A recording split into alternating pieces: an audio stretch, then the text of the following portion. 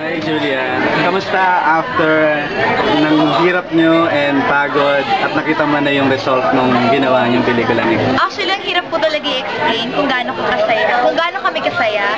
Kasi after, habang sinushoot pala namin yun, halo-halo yung pakiramdam namin, kinakabahan, na-excite, and talagang excited din kung ano yung magiging feedback ng tao, kung ano magiging reaction sa bago naming character dito ngayon. So, ngayon nung nakita namin reaction kanina ng mga tao, parang kami, worth it lahat ng kuya, lahat ng pagod. So, yun. Ikaw, ano yung mismo reaction? Kasi parang ito ata yung pinaka-grown up role mong ginawa. Masaya ako kasi si Coco pa rin yung kapartner ko sa grown-up role ko. Kasi gaya nga sa Walang Hanggan, yun yung first talagang love story role ko and siya yung nakasama ko. And then, sa big screen, siya ulit, ibang pakiramdam sa akin, panatag ako kasi kilala ko yung tao. So, kasi hindi ako nahihirapan. Kaya lucky ako na siya pa rin yung kapartner ko. Inabangan mo yung kissing scene ninyo na talaga namang tinilan ng mga tao. 7 times, ha? 7 7 times binilang ba? namin. Oo. Anong masasabi mo dun sa O ikaw, part nung niya? nakita mo na yun, anong feeling na parang nanibago ka ba? Nailang ka ba? Nahiya ako. Noong una, sabi ko, alam ko ito na yun yung scene na kikis ko. Sabi ko, hey, ano reaction ng tao? Eh, bigla nagkasigawan. Sabi ko, hey, okay ba yun? Okay ba yun? Parang yun yung nasa isip ko. And yun nga, gaya nga ng sabi namin, for sure matutuwa yung tao. Kasi kung ano yung kinabitin nila sa Walang Hanggan, ito binigay na namin. In a way, parang thank you way namin. Pero parang hindi ka, ano yung nag-udyok sa'yo to decide na gawin na yun at kumbaga sa pagkakataon na to? What made you decide that? Kasi parang for me, ano yung bago namin ipapakita sa movie?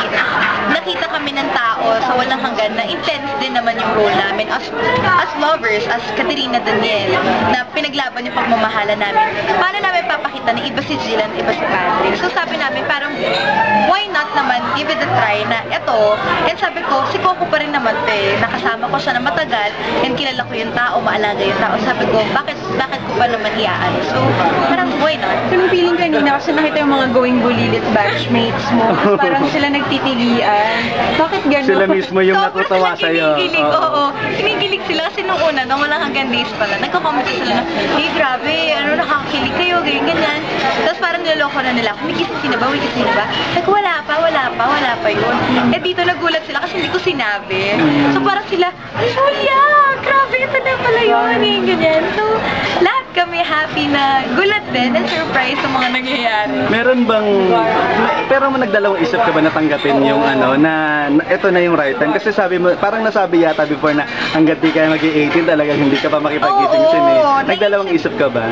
Dalawang isip ako kasi parang sabi ko, ayoko pa, wala pa akong 18 eh. Sabi ko, baka naman magulat yung tao, baka iba yung isipin ng tao sa akin, baka isipin, maano lang ako, ganyan. Pero naisip ko, sabi ko, role lang naman to. At isa pa, gusto nga namin ipaano sa tao na iba talaga yung makakalimutan muna nila for a time si Katerina Daniel, maalala nila Jillian Patrick, yung love story nilang dalawa. So, sabi namin, wala namang masama doon. So, yung susunod mo kasi you've done Cosmopolitan, may kising ka na, pwede ka naman mag-post para sa mga FH. Para sa katawan ko po, hindi pa ready. Hindi ko ba confident? You're a bombshell. You're growing to be a bombshell. Parang kasi for me, pwede naman ako maging sexy na hindi nagpapakita ng too much queer. Maybe in the future.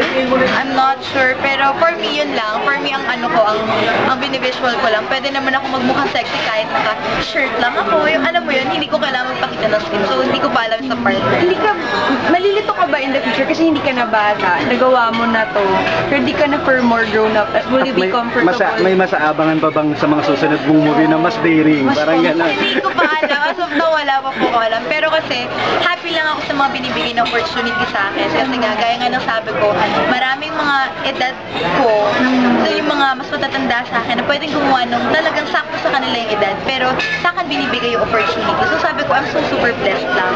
And happy talaga sa mga nangyayari. Tapos kanina, kumaga, naging palatandaan sa mga tao, yung baby na tawagan. Baby. Di ba? Yun naman magiging tawagan nyo ni Coco ngayon.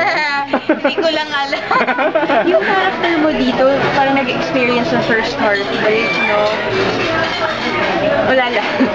May pinahugutan ba yun? Nahirapan ka ba doon? Hindi ako siguro nahirapan in a way na as Jillian, parang ako lang na ini-experience ko pa lang yung mga first. Parang kaidaran ko lang si Jillian dito sa movie na parang wala pa masyadong alam sa mga love, wala pa ano, kumbaga nag-e-explore pa lang. So on that part, talagang nakarelate ako na parang what if ako yung nasa posisyon na yun na ini-experience ko pa lang ano yung mararamdaman ko kapag ginawa sa akin to ng tao. So yun. So, nauna yung pelikula bago sa totoong Oo. buhay na heartbreak. Yes, unang pelikula. Tapos Julia, kumbaga, hindi mo nasagot kanina, si Coco yung sumagot na paano mo pinagandaan yung kissing scene na to?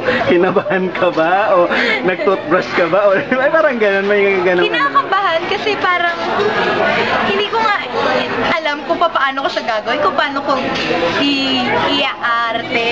Kasi gaya nga sa amin dalawa ni Coco, pag umaarte kasi kami, laging iniisip lang namin, dapat natural, dapat natural. Etong part na to, doon sa kissing scene, sabi ko, hindi ko alam kung paano magmukhang natural to kasi hindi ko pa siya na-experience.